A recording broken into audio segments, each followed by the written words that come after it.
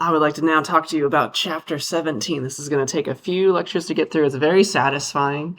It's a very powerful chapter. We get some really cool knowledge. It's probably maybe my favorite chapter of the textbook. It's like we finally learned enough to be able to do this. It's a really cool thing. It's called classification. There's a bunch of things I'm required to teach you about it. And yeah, read that Chapter 17. And before we get into it, before we get to do cool stuff, I do want to talk about Project 3. There's only 3 projects in the class. Project 3 is the last one. And I want to make sure that it's released right now so that you can get started on it. Because it does depend on this chapter, but it would be helpful to start early. So let me release it, and then we'll make it be due the very last day of classes, the Friday. So you can look at it. It's really cool. It's based on this kind of chapter, classification stuff. And then we'll make it be due if we are currently in week 15. 16 is the week of the 4th, and then week 17 is the week of the 11th. So I'll make it be due the 15th. Okay? Very last day that we could possibly have class. Or that you could have class. This would be the Friday, though. All right? So that's when it's due. There's still just a few more assignments left to assign to. Almost to the end now. Okay, so that's when it's going to be. And it depends on this chapter. It's a good idea to start early. It's a very exciting project to get completed because classification is a very cool thing. So yeah, let's talk about it because we've made our way here, right? We know how to predict stuff, right? We can draw a line through some data and we can make some predictions based on that data, or we could do our nearest neighbor prediction, and that was fun. All right, we just like take some averages of things close by. But when we were making predictions, right, it was based on incomplete information. First of all, like we had data of all these mothers and their children, or all these fathers and their sons' heights when they grew up, or whatever, and the father's heights too, and the mother's heights if we wanted that. But we know nothing about the person we're trying to predict for, right? We have no clue how tall this newborn baby is going to ever be, but we know how tall the father is. We know how tall the mother is, right? It's incomplete, no matter what way you try to look at it, okay? So there's that. And one thing that we did before was that nearest neighbor prediction. My computer's doing something weird. And that was just like, go and find people who are similar, right? Go to all the fathers that are if the father's height was, 70 inches. I don't know if that's a normal height.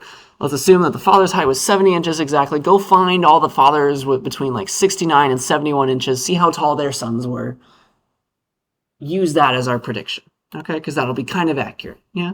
That was our nearest neighbor prediction. And then we also did regression, right? Regression was, okay, minimize the root mean squared error of a function of a line or a function of a parabola. We tried that too. That's a thing. That's regression. We were predicting numerical values based on incomplete information. Nearest neighbor, technically, we're also predicting numerical values, right? Enter classification. That's a new term, right? It's not regression. It's not trying to come up with a number. Classification is trying to come up with a class. It's trying to come up with a categorical value, which is not the same, right? We've been trying to predict numbers, all right? Heights based on heights, yeah? Weights based on number of days that a mother's been pregnant. These are numerical things, right? Classification is predicting categorical values, all right? That's different. Classification is like, I don't know, cancer, not cancer, right? That's a categorical value. That's a thing. So let's talk about that because it's happening. You've seen this happen before. You have a spam folder for your email, right? That's a classification problem if you think about it, because what are your categories? You feed in the email, like your email provider, like Google.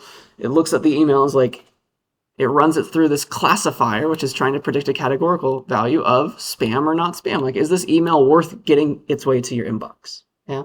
So that's a classification problem. That makes sense. So like people trying to scam you, those end up in your spam folder because they're looking at the words, right? There's no numbers involved. They're looking at the words of your email and trying to come up with, hey, is this spam or not spam? Not like 1 or 0, not like a number in between. These are two categorical things. Like, is it spam or is it not spam? That is not something we've done yet, right? So that's classification in a nutshell. You're trying to predict a categorical value. It's not a number. It's like, it's a category, okay? If you're into the idea of self-driving cars, that's also a bunch of classification problems happening at once to drive a self-driving car. Like you get into a Waymo, what is it doing? all this stuff, right? Here's like a pretend thing of what it's saying. Like it's got a video camera or like some radar or LiDAR or whatever you call it, and like it's scanning every few frames that it sees and trying to figure out like what is the world that I'm looking at right now. And it's a classification problem. Like what are these pixels? Are they part of another car? Are they part of the road? Are they part of the markings of the road? Is this a tree that I don't want to go and run into in the median?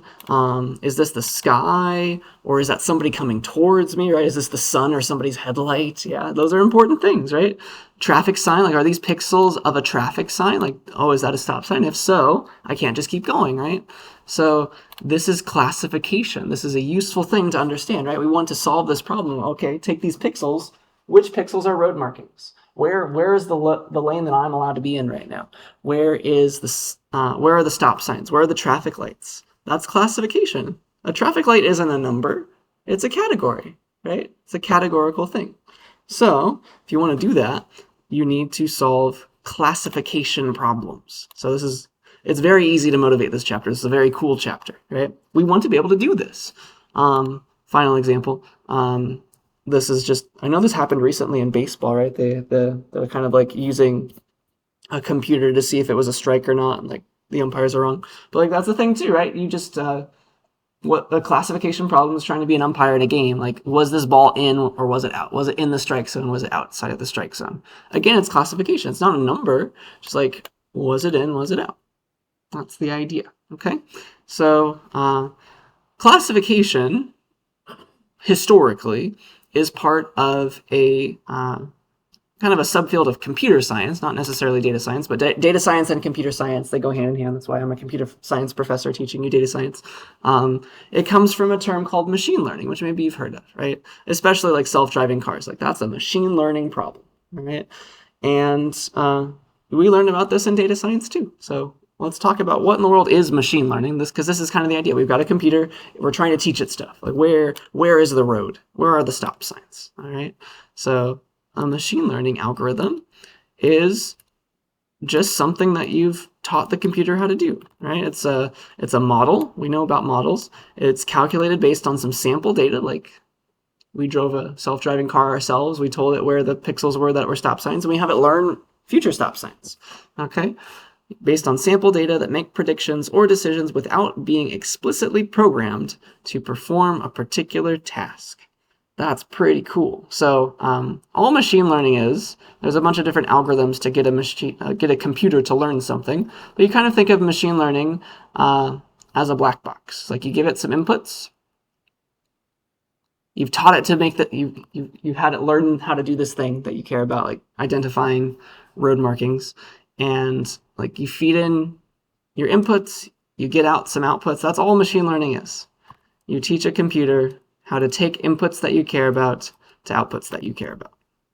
That's machine learning in a nutshell. And the way that the computer learns is still not quite something we fully understand. We try to model, for example, maybe you've heard of neural networks before. That's a very popular way to train a machine learning model these days, and that's like what ChatGPT and all that are trained on. They're using neural networks. It's just a mathematical model inside of a computer of a brain. Like you've got neurons firing and sending information in different places. So that's kind of cool. And the way that you can get a machine to learn, get a computer to learn something in its little virtual pretend brain without explicitly teaching it something, is you give it a lot of input-output pairs of what you want it to see and learn how to do, which is called training data. So for example, if you're trying to train a self-driving car to identify a stop sign and know where it is, your input is the view of the road that the car sees right now, right? It's a picture. Your inputs are a bunch of pictures. You feed it a bunch of pictures. And you feed it a bunch of pictures with traffic signals, right? Or with stop signs. Stop signs are hexagons, right? Or no, octagons. So you give it a stop sign, right? And then you tell it, like, this is a picture of a stop sign. Hey, and these are the pixels where the stop sign is. And you just give it 1,000,000 of those. You give it 1,000,000 of pictures of stop signs, because they might be anywhere in the road, right? Because like your car's looking at the road the whole time. Like maybe the stop sign's a little small and it's over here. Boop. Right? Like maybe it's over there. And you want it to teach it, like, okay, it could be right in front of you, it could be coming up, right? It could be on the left side, it could be on the right side. Maybe on the left side it's not your problem, but on the right side it's for sure your problem, in the US at least. if you're driving on the right side of the road. Like all these different places that a stop sign might be, and you want it to learn to identify, okay, these are the pixels where a stop sign is, so that if you give it another picture that it hasn't seen before of a stop sign, it's learn the process of recognizing it. That's called training data. You're trying to just give it examples, like you give a child examples, and you teach it to learn. And you can have little virtual brains learning these things. It's called neural networks. It's very cool. And you also want to give it in your training data, getting it to learn something. You also want to give it pictures of things that aren't stop signs, like give it pictures of clouds, give it a picture of a rainbow, so that it doesn't accidentally think that something is a stop sign when it isn't, right? Because you don't want it to think that this cloud is a stop sign, I better slam on the brakes, right? When it comes into view, okay? So that's all machine learning is. You're teaching a computer to do something without explicitly programming it. Okay, put this value in this variable, do this next. You're just giving a bunch of training data. For example, with self-driving cars, you're giving it a bunch of images that it might see in the real world and telling it, like, here's a stop sign, here's a stop sign, here's a stop sign. You're marking the pixels that you should want it to care about. And you're hoping that if you give it a future picture of a stop sign it hasn't seen before, that it will learn about it, that it will figure out the difference. And also learn to not recognize, like, You've heard the term hallucinations for AI. Like that is, you don't want it to think that there's a stop sign in a cloud too. So that's important. All right, so that's machine learning in a nutshell. I'm sure you've heard that term before. Question, yeah. Prompting kind of count as machine learning or not really? Like, oh yeah. I guess prompting is when you're using. Yeah, it's like you're using ChatGPT. You're giving it a prompt that is that's already using the machine learning model that's been made. So they've already trained it.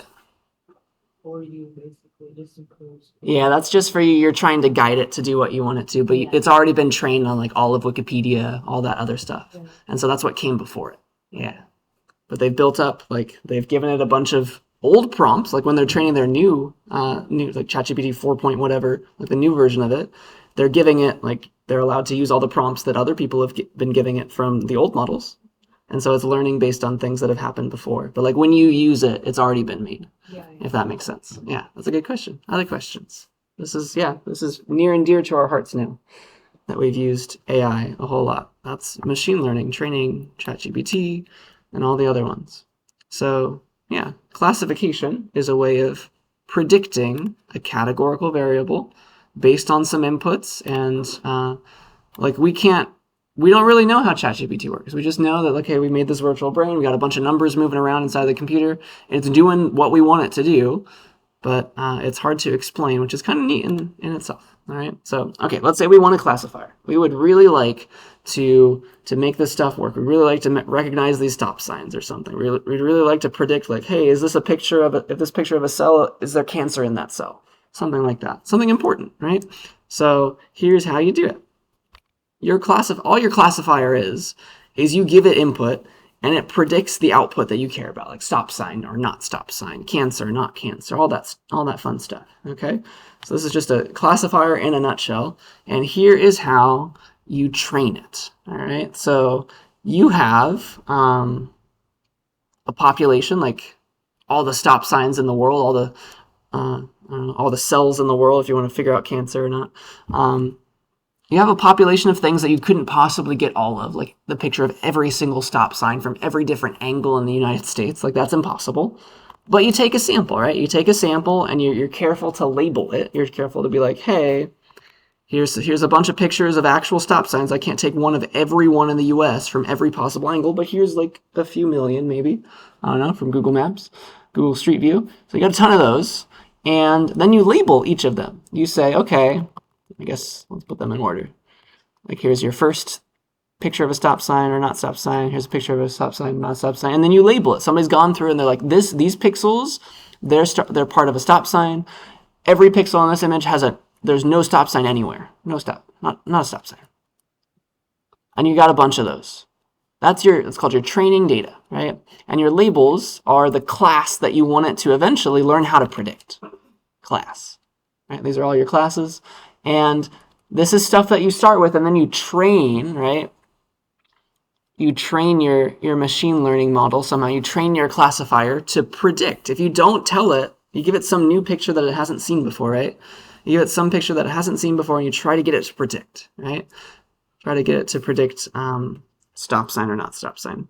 And the way that you do that, the way that you make sure that it's not just memorizing things, you make sure that your classifier hasn't just memorized the exact pictures of stop signs that you've given it, is that you're careful to cut up your training data. You've saved a little bit away, snip, snip, snip, you've saved a little bit of it away to test with. You don't give that, you don't train with that, all right?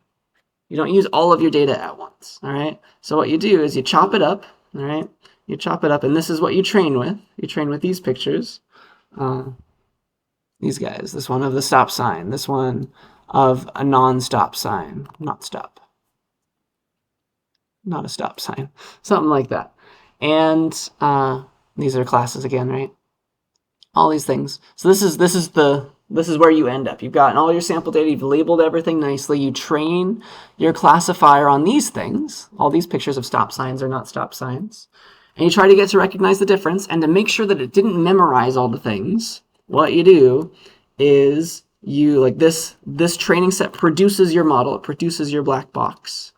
It's like your virtual brain that's figured out how to recognize stop signs, hopefully. And then you feed in your test data. You've set it aside. You have it forget about the stop sign or the not stop sign. You just give it the picture. Just give it some of those pictures from here. And you see, did it work or not? Did it recognize these things that it hasn't seen before? Don't tell it if there's a stop sign or not. Have it figure that out. And then compare to whether or not it got it right because you labeled it from the beginning. All right. Does that make a little bit of sense? Like you've saved a little bit of your data away just to make sure that your model wasn't learned by memorizing things. Didn't just memorize it. This exact picture of a stop sign is a stop sign. This exact picture of a cloud is a cloud. You save away some things that it's never seen before, and you feed that into it after you've trained it to make sure that it did the right thing. Okay? That's kind of the trick. Do you want to talk about one kind of classifier now? This is kind of vague and generic. Want to learn how to make one? Let's do it. It's exciting. So the kind that I want to teach is called a nearest neighbor classifier. So it's very similar to what we've been doing. We did this for regression, for numerical data, right? You go find all the if you have a father that's height 70 inches, go find the child heights of all the fathers between 69 and 71 inches and average them up. That's nearest neighbor prediction. We can do the same for classification, right? It's called a nearest neighbor classifier. And what you do is you're kind of doing what you did before, where like you're going in, here's all of your data. You're finding the data that's closest, right? You want to predict something that you haven't seen before. You're finding all the data that's closest to like what you know about, to your X value or whatever. And then you're using that to predict not a number. You're not taking an average, but you're taking a bunch of classes. All right, you're predicting a class over all this. Okay, so we'll get to that. But so the idea is what you're doing is you're feeding in like your pictures, your attributes, your numbers, and you're trying to predict labels, right? So you're feeding in a picture, and you're trying to predict stop sign or not stop sign, the label of the thing. So again, you're using your training data. And you've labeled everything. These are stop signs. These are not stop signs. This is cancer, not cancer. Like this is a class 1, class 0, though they're categorical. You think of them categorically. That's 1, 1, 1. This is class 0. All those things. You're training your model. You've got it ready to go. You think it's good. And then what you do is you test it. You test it by feeding it in something that it hasn't seen before from the test set. You give it to your model. It predicts its little prediction. It's like, I think that's a stop sign. And then you check it against, because you also had the label sitting right there, right? You already made that. And you make sure they match. Like, okay, that really was a stop sign, so it did it right. Sometimes it does it wrong. And then you just like keep training it with new data until it figures out what it needs to do. All right. But the idea of nearest neighbors is, if I zoom in, you're finding similar things. So maybe you've got a bunch of data. You go to find similar things, and you got a bunch of like, you draw a little circle around the closest stuff, and you count how many, like if it's cancer or not cancer, if it's stop sign or not stop sign. Let's say that blue is stop sign, green is not stop sign. You go find all these things similar, close to where your input is, and you go find all the labels of all the things that you've seen before, and you count like how many are blue, how many are green. Those are all the things that are similar to what this new thing that we've seen, and you go look at all their classes. You look, okay, how many are green, how many are blue, and you just let majority win. There's more greens, predict green for this thing you haven't seen before. There's more blues, predict blue for this thing you haven't seen before. That's kind of where we're about to go. All right, so the nearest neighbor classifier, it's going to go looking through this data set, through all these classes. It's going to go find the most similar things to this new thing that it hasn't ever seen before and predict what it wants, right? Predict the right thing based on that. It's going to see, all right, go find similar things to this new thing that I haven't seen before. Find all the similar ones. Look at what their classes were and predict based on that. All right. Does that make a little bit of sense? That's where we're going. So I think that's what I want to do. Yeah, let's talk about classification and code real quick. And then we'll talk about nearest neighbor classifier. I think that's what I want to do. So, okay, yeah, let's just talk about classification in general, and then we'll go back to nearest neighbor, okay?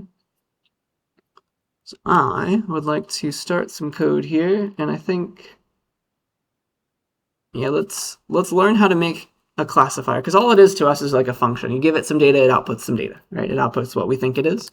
This is manually exploring the data and creating a classification function. So if your data is easy enough to look at, you can very easily make a classifier for it. Like you can just, all it is like you give it inputs, you have it predict an output, and like if it's right, it's right. So here's something. It's from a table called read table ckd.csv, and I need to relabel something. Something's really long. It's called. I'll deal with that in a second. What CKD stands for? It's a kind of disease. It's CKD stands for chronic kidney disease, and we'd like to predict whether or not somebody has that. And so here is. Let's just take a sample. Boop. So here's a bunch of stuff, and here's a bunch of data. And the idea is, like, these are patients, right? You got patients, you have information about blood that was drawn, and they took a bunch of readings, they did a bunch of tests on their blood samples, and so you got a bunch of different things about them. So how much sodium, potassium, how much glucose, bacteria, stuff like that. So you've got categorical data and numerical data, and class means whether or not they had chronic kidney disease in the end. 1 for yes, they did, 0 for no, they didn't, I think. And that's kind of the idea. We would like to, from just numerical data on blood samples, predict whether or not this person has chronic kidney disease, because that would inform their doctor. Then they could really, like, if they catch it early, that would be great, right? So this is why we want to make a classifier. So let's, for some reason your book didn't like that blood glucose random was such a long word, because we're going to use that a lot. So let's relabel that to just glucose. So this is for sure something you'd want to do as a machine learning data scientist. You'd want to take some data and do something useful with it. And classification is one thing you could do. Predict whether or not somebody had a disease based on things that we saw. Okay, so let's do what we did. Let's come up with a classifier, right? Let's snip up our data. We have all of our data right now. Let's snip it up into a training set and a test set. Something we're going to train our classifier with. We're going to look at that one, all that stuff. And we're going to save all this away to make sure we didn't memorize anything. So it's a training set and a test set. So the way that we're going to create a training set and a test set is we're going to shuffle it all up and then snip it off. All right. So don't just like take the first 100 or something. Like we should shuffle it up first to make sure it's all perfectly random who comes in the which patients are in the training, which patients are in the test set. But to shuffle it, that's you just take a sample, right? But do it without replacement. So you keep all the same people just in a different order now. There, it's been shuffled, and we also then need to figure out like how much do we want? Like, do we want to do like a 3/4, 1/4 split? Do we want to do a half and half split? Like, how many rows do we have? Rows, 158 apparently. So let's figure this out. Let's make a training set and a test set. And the training set can have like, I don't know, let's put 100 things in the training set. So take from the shuffled stuff. Let's take, right? And then you give it a bunch of indices. Like I want indices 0, 1, 2. I want indices all the way to 99, 0 to 99. So that's the first 100 things. And so I can do NP to A range 100 to get that. That's the first 100 things. And then the test set is everything after that, let's say. So everything after that, which is indices starting at 100, right? Because this one only goes up to 99. Starting at 100 all the way to 157. So I put 158 to go up to that because it's from index 0 to 157 for everything. So there's 58 things in the test set. Cool. And we're going to look at the training set only to figure out our classification function. So here's the things we get to look at.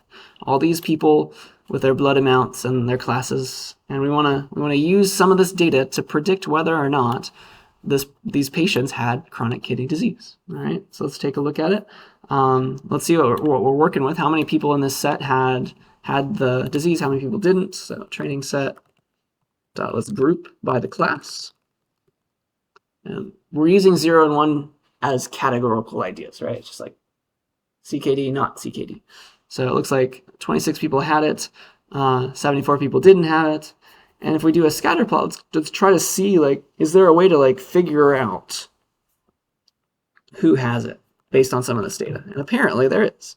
Some of this data, if you do a scatter plot, of the numerical stuff at least, hemoglobin, stuff in your blood, hemoglobin, whatever that is, whatever the number that is that's representing it, and glucose, just how much glucose is in it. If we do a scatter plot and I say group equals class, it will draw a different color for class 1 or class 0. And look at what we see. Of course, I've done this ahead of time, but you could do this. You could make a loop that tries all these graphs and tries to figure out, like, hey, are there any two numbers that would cut this off pretty well? And I think you see that hemoglobin amounts and glucose amounts, if hemoglobin is an amount, I think it's just a part of blood. I really don't know the difference. I'm not a biologist. Maybe you do, whatever this number represents, and how much glucose is in the blood sample. Do you see how all the people who did not have CKD are right here in this corner? That's very important, right? And then you notice that all the other people who did have CKD, class equals 1, are all over the place outside of that. So this is probably the healthy range, and this is the unhealthy range. So if we could draw a box, right? We could draw a box around class 0 and say, like, anybody within this box between like glucose less than 150, hemoglobin greater than 12.5, right?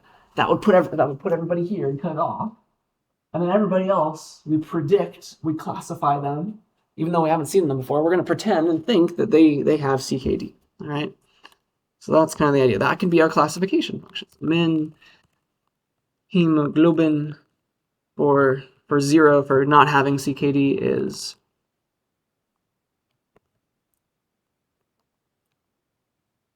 so go where the class is 0, give me the hemoglobin, and I want the min hemoglobin. Give me this blue dot's hemoglobin right here. It's 12 point something, maybe 13 or something.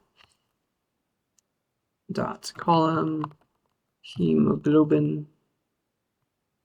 These are all the hemoglobin value. Oh, and then I want the min of that. All right. So give me that. That would be like this value here.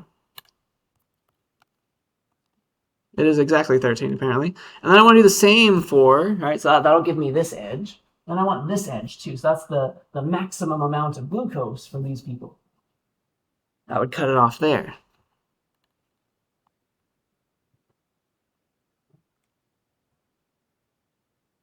And we don't know if everybody looks like this, but these are the people in our training set. We have not looked at anybody else in our test set. We're just assuming this is the way the world works.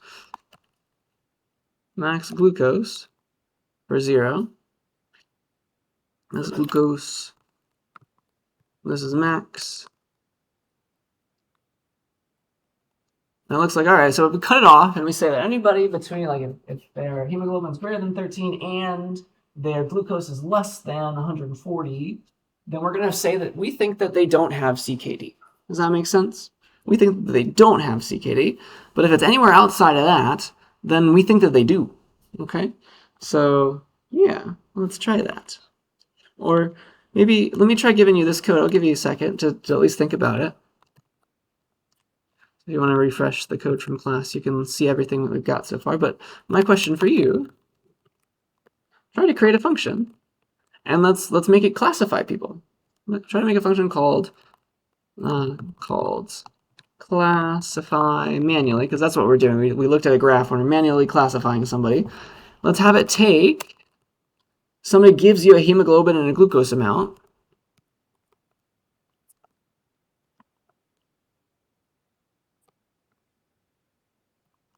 and it gives back a classification of 1 or 0. Like, you give back 1 if you think that they had it, you give back 0 if you think that they didn't have it. Based on these numbers, these special numbers, can you make a function? Like, somebody gives you, all right, this new patient had this much hemoglobin, this much glucose in their sample.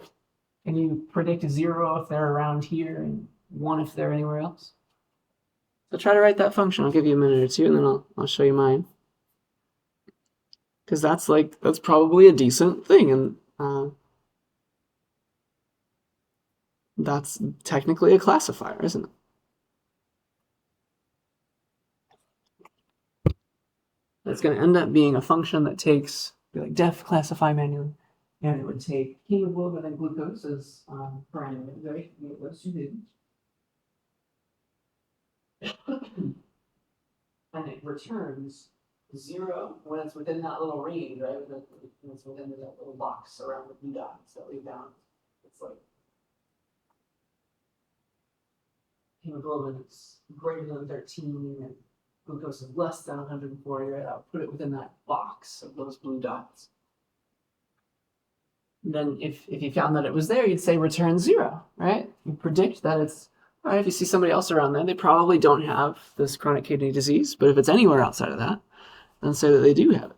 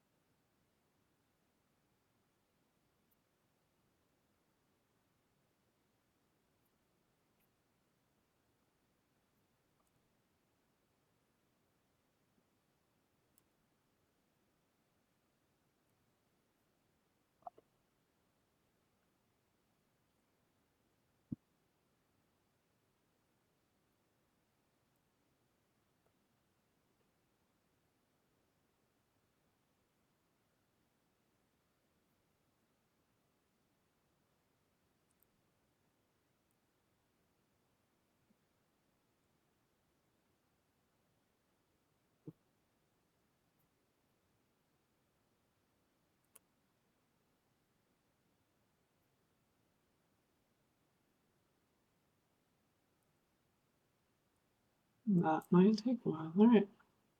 Cool. Yeah, I hope you can kind of see what needs to happen here. So here, let's talk about it.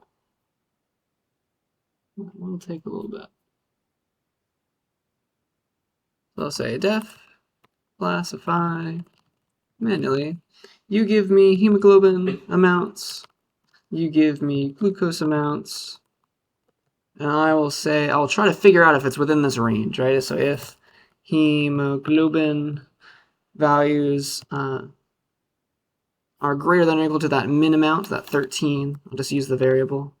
It's greater than or equal to that. And the glucose amounts are less than or equal to that cutoff there at the top there, max glucose for 0, then that means it's within the box of blue dots. And I'll say return 0 because we think that they don't, this new patient with these new values, that they don't have CKD. Otherwise, it's somewhere else. So we'll say return 1 because we're gonna think that they do have CKD. So that's my classification function, and that's technically a classifier, right? We give it some attributes. We predict whether or not they had CKD or not. Okay, that's what we want. So, oops, what would be here? So you give somebody, like, let's say that they were 15 and 100. So like right about where my mouse is, 15 and 100. We'll give 15 and 100. We'll predict that they're 0, right? Predict that they have, they do not have CKD. But if you give me somebody with, like, I don't know, 10 and 300, somewhere around there, like we're going to predict that they do have CKD. That's what our function's doing. Cool. So the idea is we want to see, did we do it right? Right? So we figured all this out with our training set. We have not yet touched our test set. We want to see, did we just memorize things? Or was this, what we just noticed, indicative of the entire population? So that's why we saved some stuff. And so here's what we can do. We can take our test set. We can select out just the hemoglobin and the glucose, right? Because that's what we're calling that function with. So here's a bunch of hemoglobin glucose amounts from our test set that we have not seen before. We did not use that when we made our graph to train things. And let's apply our function to it. Classify manually to column 0 and column 1. It takes both of those things. Got a bunch of 1s and 0s. Those are our classifications. Right? Classifications. That's what we think these people are in our test set that we don't know, right? We're just giving them hemoglobin, glucose. We're sending it to this function. We're seeing did it do it right or not, because we do have for our test set their actual classes. We knew did they really have it or not. And we want to see, does our function do very well against things we haven't trained on? That's the goal. Just make sure it didn't memorize things. And so we just say, hey, this classification, how often this classification's value, like, was our prediction equal to what it really was? There's a bunch of trues. How often? Because true is 1, false is 0. You take the average of this. It's kind of cute. You get the rate at which you were correct. We were 100% correct. So that seems like that's a good way of predicting things. Isn't that cool? Does that process make sense? So we saved away some stuff just to make sure we didn't memorize things. Training set, we learned on the training set. We figured out, all right, we made just a function. That's all we needed for this one. And we used our test set to come along later, making sure that our little function was doing the right thing for things we have not seen before. That's the whole point. Show it stop signs that it's never encountered in the wild. Make sure it still knows that it's a stop sign. Yeah. And then we were able to see, like, because we did label it, we just didn't look at the labels. Yeah. Make sure that we did it right. Okay. So that was just using 2 variables, 2 dimensions. That's fine. Sometimes 2 dimensions isn't enough. So let me show that to you. Sometimes you need to use a bunch of dimensions. Let's use 3 dimensions. Here's a sample of read table data. I believe this example is about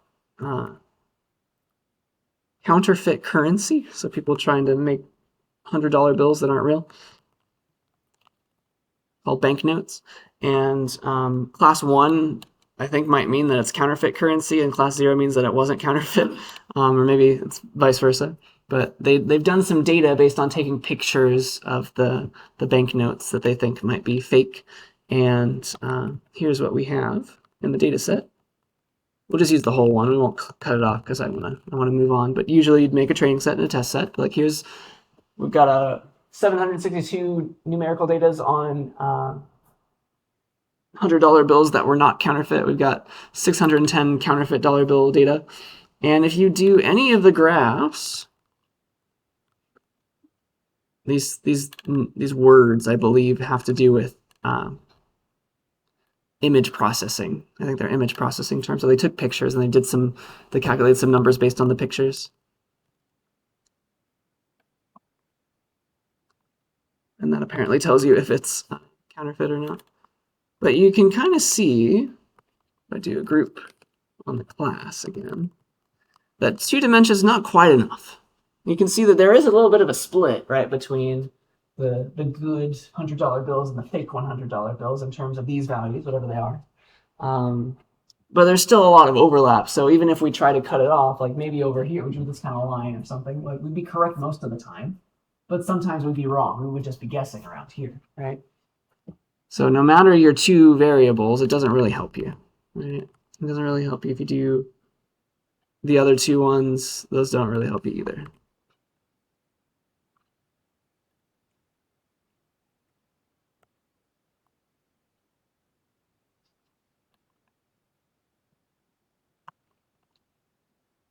And so again, like you could try to draw this line. It's like, all right, if it's over here, predict 0. If it's over here, predict 1. But you'd be wrong. You'd just be guessing for this section. And that's not good enough, right? So here's something you could do. Just use all the numbers all at once. That's kind of the idea. So here, let me show that to you.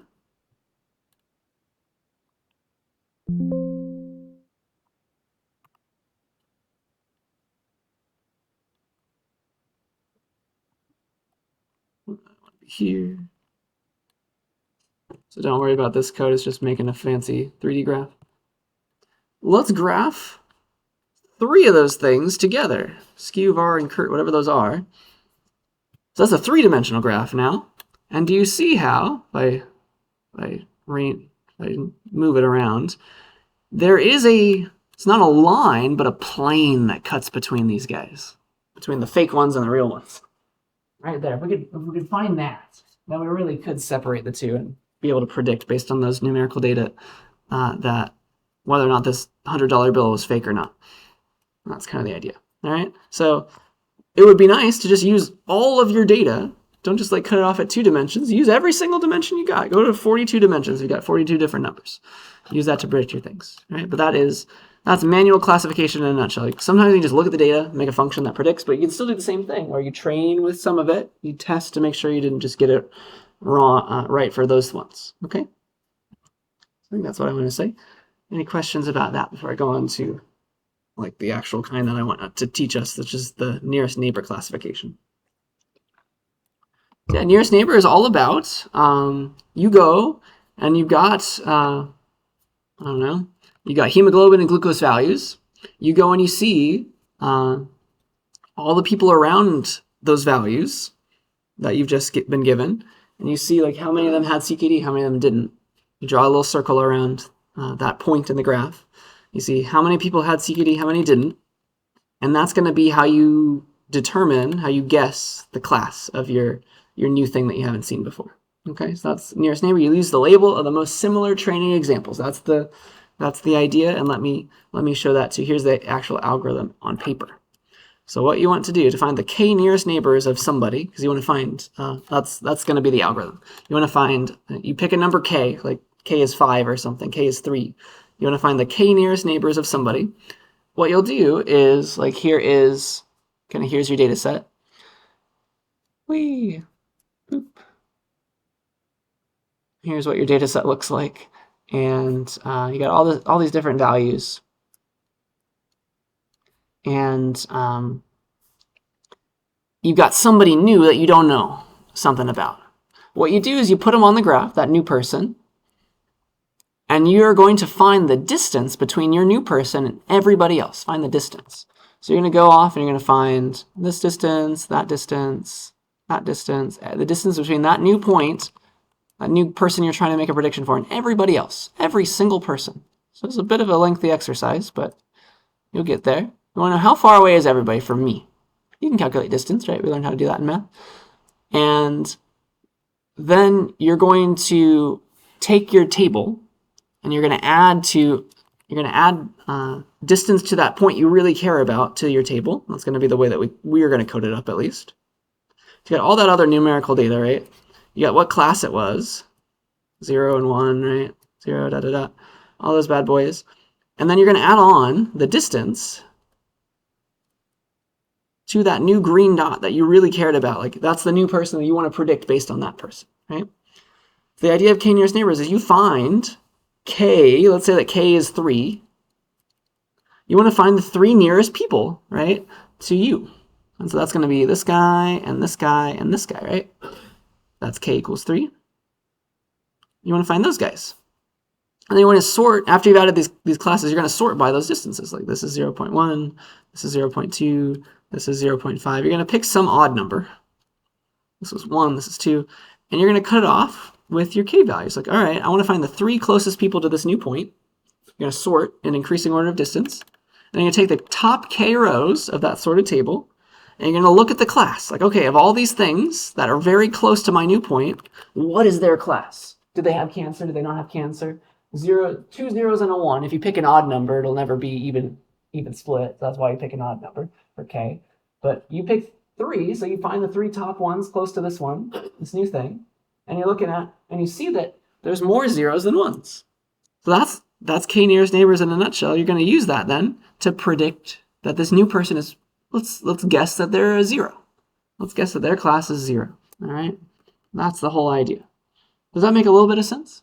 That's all you're going to do. To figure out what a new person should be, you're going to look at your data set. You're going to put them there. You're going to pick a number that's odd, call it k, and you're going to find the k nearest things, the k nearest neighbors to that point. And you're going to look at what their classes were, and you're going to let majority rule. That's going to be your prediction. That's one way to do it. Isn't that cool? So let me show you a nearest neighbor example. I've got a pre-made nearest neighbor example. That's this idea, and we'll talk about it. I'm just going to use k equals 1. We're going to use the nearest person to predict you, somebody else. K equals 1. You don't have to understand this code. We're going to go very slowly through some normal code later, but let's start with just a ridiculous amount of code that's going to get me where I want us to be. This is just a fun example. Don't worry about it just yet. We're going to do it very slowly together. All the real stuff. So don't worry about any of the code that I just typed in. There's a lot of stuff. Don't worry about it. And then I want to do something with CKD table. Again, don't worry about it right now. We're gonna do k nearest neighbors on the CKD. There's that. And I think that's a good start. Cool. So we're going to pick out, we're going to use these 3 numbers, hemoglobin, glucose, and white blood cell count, to predict whether or not somebody had CKD. We're going to be lazy and just use the whole thing as the training set, even though you probably shouldn't. And you know, kind of the idea of, we did a graph already, right? But here, let me do it again. Where was that? We had this graph. Just the whole thing. Let me do it like this. We knew that we could have used 2 of them to predict something, but we could have used all of them too. Boop. Do it again. There we go. So here's ckd.scatter. You know that you kind of like, the idea of k nearest neighbors now is, instead of like figuring out this offset, you just like, for a new person, plot them, go figure out like the 3 closest people and see who wins. Or find the 1 closest person, see who wins. This one's just going to find the 1 closest person. So let's say we've got some new person who we're not sure if they have CKD or not. We have random person A, and in computer science and data science, they like to say person A, if there's like a imaginary scenario, person A's name is Alice and person B's name is Bob. So here's person A, here's Alice. She's got a blood sample, and this is her. She's the red dot. And what we're going to do for k nearest neighbors, let's say that k is 1. We're going to find the 1 nearest person to Alice. So if we plot her, she's right there. Apparently the closest person to Alice is this blue dot. So we're going to guess then that Alice does not have CKD. All right? That's with k equals 1. And maybe that's a bad guess, but like that's what k nearest neighbors is all about. So maybe if you do 3, you'd eventually find more yellow than blue. But at least for k equals 1, you find the closest person to this new dot. It's like, okay, it happened to be blue, so we're going to guess that Alice was blue. And that's going to be correct most of the time, except kind of around the border. Yeah, except kind of around the border. So here's something else cool. Let's make a grid of like where we think, based on this box of all these people, where let's make a million different Alices, and we'll see what color we predict based on who the closest person is. If this is 1, we use 1, k nearest neighbors. Here's what it looks like. We just go and find the one closest person in our data set to this new person. We predict this for them. So you see the cutoff point. Like this person, maybe the closest point is this one. This person, the closest point is that one. This person, though, closest point is that one. We're going to predict that they were class 1. They didn't have CKD. Or sorry, that they did. Yeah. Anybody around here, they're closer to a blue dot than a yellow dot. So that's a way to make a prediction. That's nearest neighbors. It's just one neighbor we're looking for this time, though. That's how that works. All right. So you can imagine that maybe this box, when we looked at it, it is kind of a tight box. Maybe you really want to just use that one only. But also, you'd probably get a cleaner break around here if you use, like maybe here is probably more likely yellow than blue. If you use k equals like 2 or 3, you'd find like, okay, this one is the closest blue dot, but like if you start using more, you'd find more yellow dots closer. But that's why a bigger k value is useful. But that's k nearest neighbors in a nutshell. What you do is you go and you find dots in your data set, in your training set, that are close to this new dot you care about, and you're going to see, like, go find the top few and let majority rule. Like, all right, if the top few were blue to this dot, like the top few are blue, go and predict this new person that we haven't seen before is going to be blue, that they're going to have class 0, that they're not going to have CKD. And it's just a prediction, but that's a way to do it. Does that idea make sense to us? Because that's the algorithm in a nutshell. This will predict things for you. Find the k nearest neighbors. You pick k, like make it 3 or something. You find the distance between that new thing and everybody else in your training set.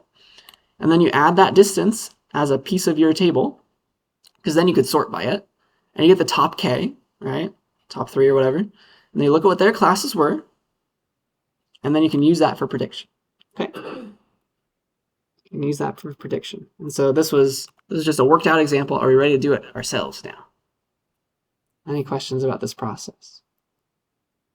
So yeah, to get there, we just need to learn how to find like the closest points, right? So what's the formula for that? We know it in 2 dimensions, right? We've learned that. It's part of the Pythagorean theorem, right? We've got, you want to find the distance between 2 points. You take their x values, subtract them, square them. You take their y values, subtract them, square them. And then take the square root of all of that. That's your distance between 2 points, right? Because it's like, this is A, this is B. And you know that A squared plus B squared equals C squared. Yeah? It's like, this guy, that's that distance between here and here. Like that, the x value difference, like the y value difference, right? Distance between there and there. A squared plus B squared equals C squared. So like this squared plus this squared equals this distance squared, which is what we care about, right? That's the distance between those actual points. And it's really just the Pythagorean theorem, yeah? That's how you find the distance between 2 things. And yeah, that's how you do it. So what's the best thing that I want to say right now? Dun, dun, dun. Let's just do it manually for fun. So let's say we've got this new patient, right? We've got, where was she? Alice. Here's Alice. This is her hemoglobin. This is her glucose amounts. Okay, that's Alice. Or we can pick a new Alice. This is k nearest neighbors. From scratch. So step 1 is we got to figure out how to calculate the distance between points. That's our first bit. So let's see here. Let's refresh the table because I messed with it in the previous example. Let me just do this real quick. And there. Back to the normal CKD table where we only care about hemoglobin and glucose. And let's say Alice comes along and her hemoglobin is 0 and her glucose is 1.1 or something. Something like that. And we want to find the closest few points to Alice, right? So the closest few points to Alice, our first step then, if we want to do that, right? Use this point on the graph, x equals that, y equals that, where that's hemoglobin and glucose. So the goal is to find the distance, right?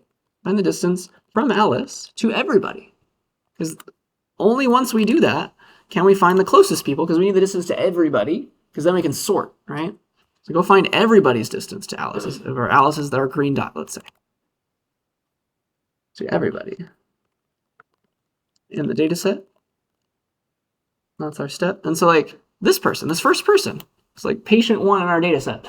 Go find their distance to Alice. So take their hemoglobin glucose, compare it, do that. All right, so this is patient number 1, right? You got to do this for everybody. We'll do it in a loop in a second, or we're just like, we'll use NumPy to do it in a second for real, but like this is what needs to happen, right? So like get rid of the class, because that's not important right now. We just want hemoglobin glucose, right? Drop the class, get row 0. This is patient 1 in our data set.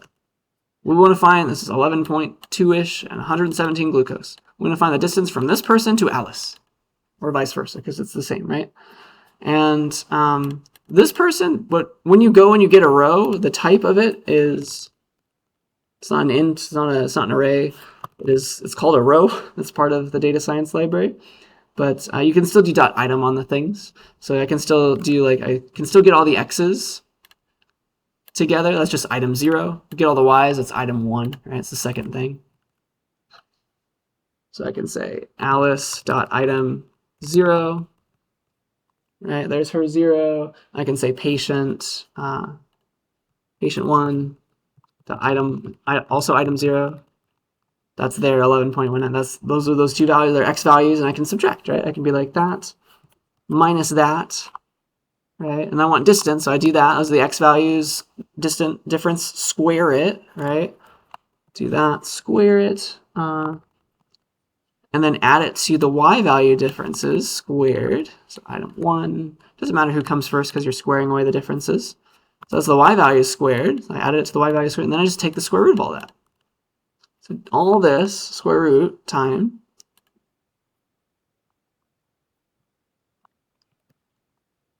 the distance between Alice and this first person in the data set is 116-ish. Okay? And so, yeah, that's nice. If only I could do this more quickly, right? If patient 1 was an array, I could do this pretty quickly. Watch.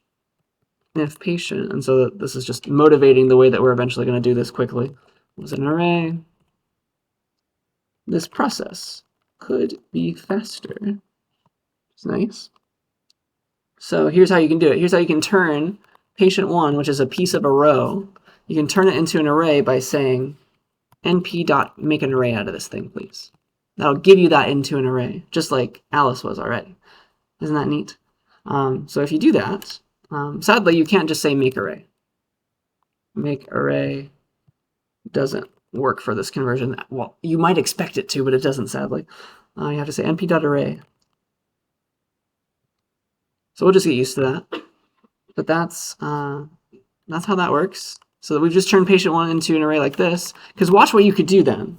You could do you could easily get the subtraction of their different coordinates by, if they were both arrays, and now they are, you can just say Alice minus the array version of that patient. And now I've got their x values and their y values differenced.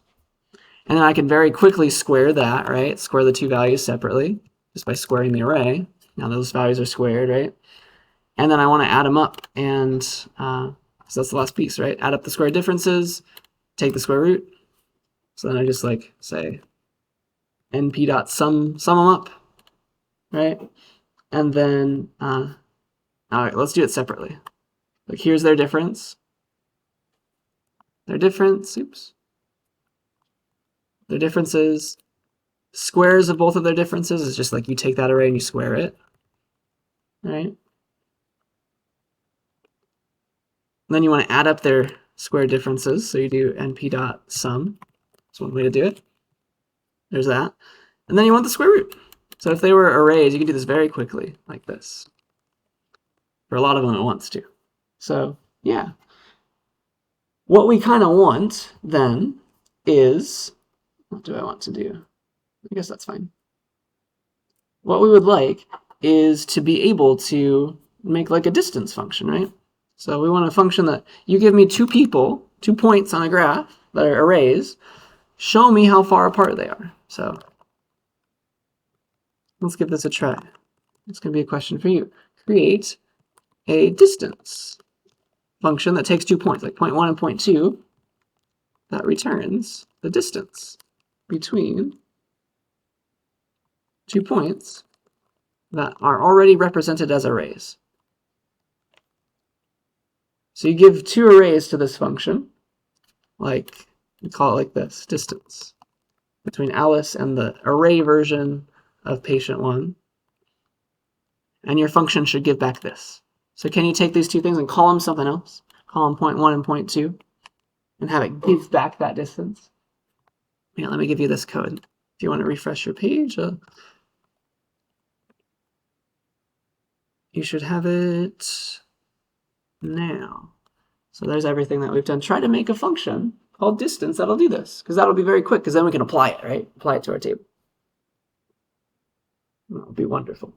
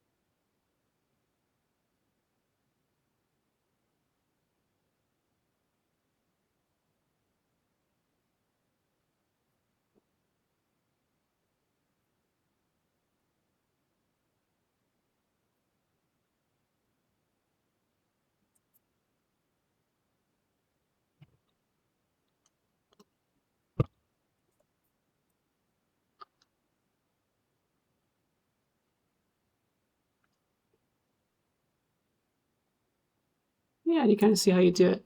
Yeah. You have to be like def distance. Give it 2 things, point 1 and point 2.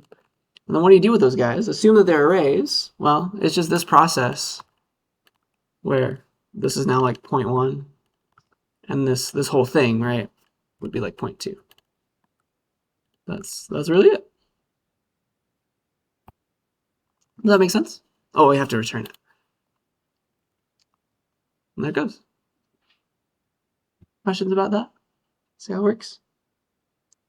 The nice thing is, even if you were in 3 or 4 or 50 dimensions, this distance formula scales. It works exactly the same. So sometimes you have more than just 2 things. You want to find the distance between this 3-dimensional point to these other 3-dimensional points in our data set, or these 50-dimensional points, right? Because you got a lot of numbers. This actually works, and it scales up. So here's how you find the distance between any 2 points, right? We've already done this. So you find this square their distances for 2 dimensions. For 3 dimensions, it just so happens that you can take the square of the distance of the x's, the y's, and the z coordinates. So that you just keep doing that game, right? For each different coordinate, you take the differences of those, square them, add them all up, take the square root. And it just keeps on working for everybody. Isn't that neat? So actually, our distance function, because of the way it works, it just sums up whatever was there. This formula is correct for any dimension. 3-dimensional points that you're comparing against, that's fine. It's happy. Isn't that cool? So this function works perfectly for any amount of points. So there's that. And let's see. I think we're ready to do k nearest neighbors now. Do you kind of understand the process? Like, we have the distance function. We could use it now. Are we ready to make it, to actually implement this idea of k nearest neighbors? It's an algorithm to classify things. So yeah, now that we know how to calculate distances, here's the secret, right? Here's what needs to happen. So in order to classify things, just writing it out again, we have some new point, right? We have a point. We want to find its k nearest neighbors. All right. So here is our data set. Let's say this is going to be difficult to draw, but let me draw it. Boop. There's that. There's let's say these are different classes, like the blue class and the green class. All right. Here's these guys, blue class points. This is our training set. And then we got also this one, some green stuff. Maybe this is over here, this is over here, this value right here, this value right here, this value right here, this value right here, right? And let's say that Alice, the point that we care about, like predicting a class for, is right here. Here's Alice, all right? So we would like to find the k nearest neighbors to Alice, where we've picked a k. And so let's say that k is 3. So what we want to go and do is we want to find this point, right? This point and this point. Does that make sense? We want to find the 3 closest points to Alice, and there they are. If k is 3. If k is 5, go find the 5 closest points to Alice. Maybe it's like this one and this one too. But you find some number of them, and it's k nearest neighbors, and then you take a majority vote, right? Because the k nearest neighbors to Alice are these 3 points, where Alice is the rainbow one. You've got 2 blues and a green, right? 2 blues, those 2 points, and then this point. Those are the k nearest neighbors to Alice. And then you take a majority vote, and that's why I use an odd number, because somebody's always going to win. Take a majority vote of the k nearest neighbors to see which of the classes appears more often. So if it's blue versus green, it's blue that's winning for Alice, at least in this case. And then you predict then for this new person, this Alice character, that she'll be blue. All right. Assign your guess, your prediction, your classification to the class that wins the majority vote. So we're going to say that, all right, Alice, you're blue. Okay. And you always want to use an odd k so that you're never going to end up with a point that's like you've got 2 blues and 2 greens, right? If you use an even number, that would totally happen. So I always want to use an odd value. And so we kind of want to make a function called k nearest neighbors, or KNN for short. You're going to use the training set.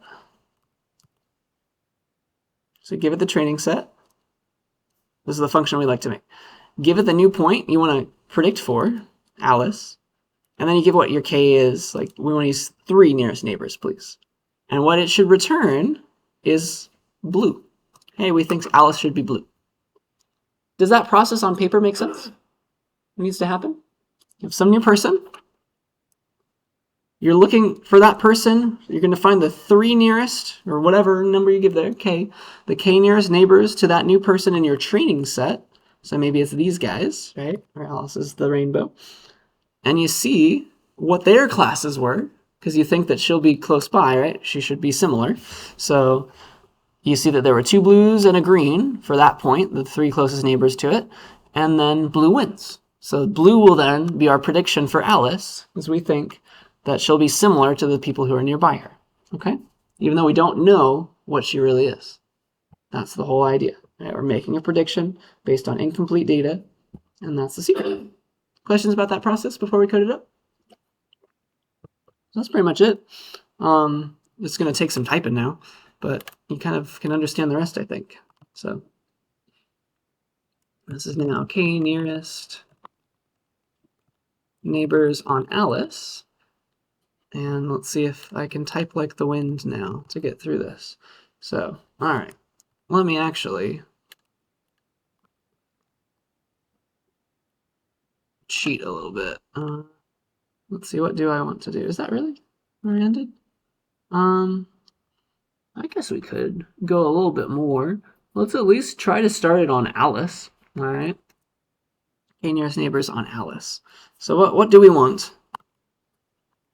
Here is all of our stuff from before. Oops.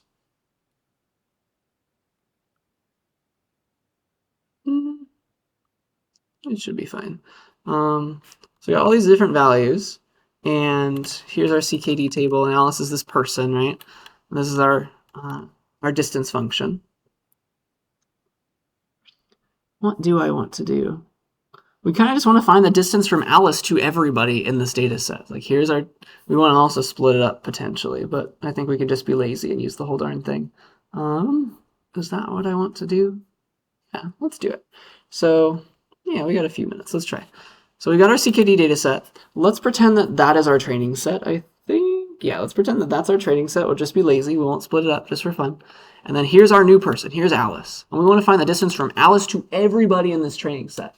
So like for this person's hemoglobin glucose, find the distance to Alice. For this person's hemoglobin and glucose, find their distance to Alice. We want to do that for everybody. Like add this around. Add this onto a column. So we kind of want to apply our distance function with Alice in it to this table. Yeah, that's what I want to do. So let me remind you how to apply function. There's something cool that you can do that I just showed you really quick once that we've never needed until now. You can apply a function to an entire table. If you remember, it passes each row to the function. And so let me show you what that is. So here's like an example table.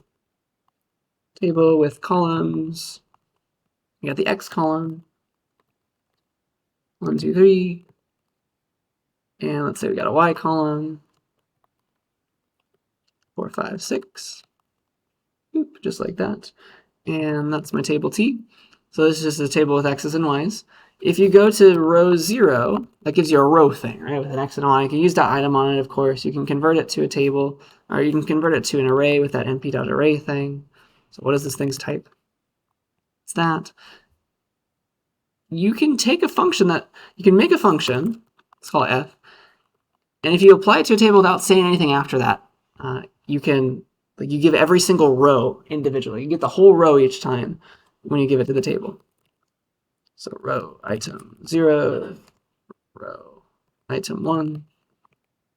So let me just try to show you what's happening here. So I can say, give me this table, apply f to it, because normally you say f and apply it to column X or something. Like give it that one input or the two inputs that you care about. But you say just apply f. What it does is it takes this function and applies it to every row of the table where each time you get a row, it's passed into row as one of these things. And so here I am for each row, I'm getting item 0 minus item 1. I'm getting 1 minus 4, 2 minus 5, 3 minus 2, they're all negative 3. Does that make sense? Because that's going to help us here, because we kind of want to make a distance function that compares a row of this table, the parts we care about at least, with Alice each time. Yeah? That's what I want. I want to make a function called distance from Alice for each row. So you give me a row, I'll tell you its distance from Alice. Return back the distance from Alice to, this is a row, right? To actually do my distance calculation, you remember, I had to turn each row into an array with this np.array thing. So take that row, make it an array so that my distance function is going to work right. And then here's now a function that you give me a row of a table, I will tell you the distance between Alice and that row. Isn't that cool? Because now I can apply this. Does that make sense? So now I can be like, all right, distance from Alice. Well, first of all, I need it to be the same because Alice, right? Alice looks like that. CKD looks like that. I want to get rid of the class because there's only two things for Alice. I just want hemoglobin and glucose for everybody, so I'll drop CKD for a split second, drop the class. Don't want to compare against the class. That's too many things anyway. So let's do that. Let's do row 0. So now we just have the classes that we care about. Hemoglobin and glucose without the actual class row. If I get row 0, boop, I have this. And now I can run my function. I'd be like, distance from Alice.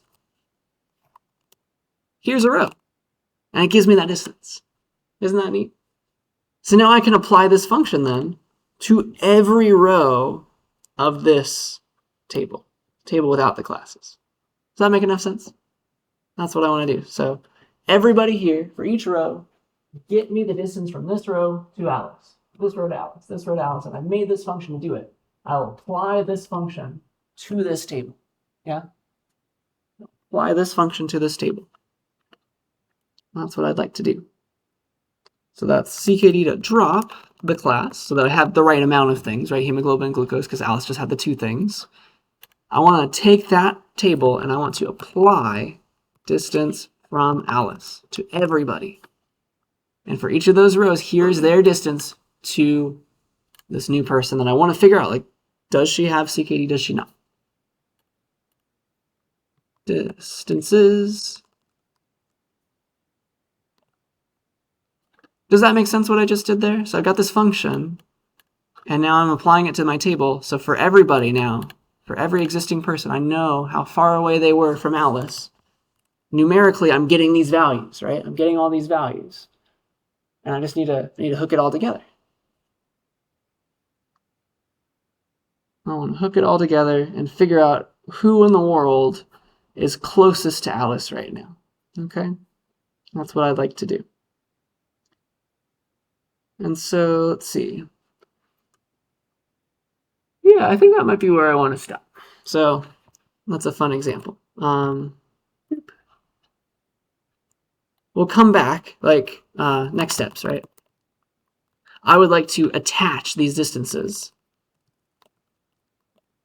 to the CKD table, because then I got a distance from everybody to Alice. Then I want to sort, right? Attach the distances to the CKD table, sort, and then take the top k to make a prediction. That's my goal. Isn't that fun? So that is, I think we'll do that next time, but I think that's a good start. Any questions about this so far? Kind of see the algorithm? It's coming together. So let me put a little line right here. So I've marked where we can come back to. But that's really the process. We're just doing these words in code. So we found our job. It's this first bullet. There's a lot of details in that, right? But we're trying to find for this new point we care about the k nearest neighbors, where we've picked a number k. We're not sure yet. It could be 3, it could be 5, some odd number, it could be 1. We find that many people nearest to that point because we have the distance function. We can find the distance to everybody. That's the first thing we did. That's what we just did. We got the distance from everybody to Alice. Go put that back in the table, of course. So we got something that looks like this. And then we can sort. Give me the people with the smallest distances, the top k distances to Alice, this new person that we care about predicting a value for, that we don't know the value for, the class for. And we'll go and take a majority rule. Take a majority vote over those odd things. There will always be somebody who wins if your classes are only 0 and 1. And then that's going to be the prediction for that new point. And we can make a training set to make sure that this works, but it is a standard machine learning algorithm that does a good job a lot of the time. So that is k nearest neighbors as a kind of classification algorithm. Remember that a classifier is something that's predicting a categorical variable, like was there a disease or was there not a disease? Was this a stop sign? Was it not a stop sign? It's not a numerical value, it's a categorical value. And that will be a good stopping point. Yeah, any questions about any of that stuff that we talked about today? I think it's fun.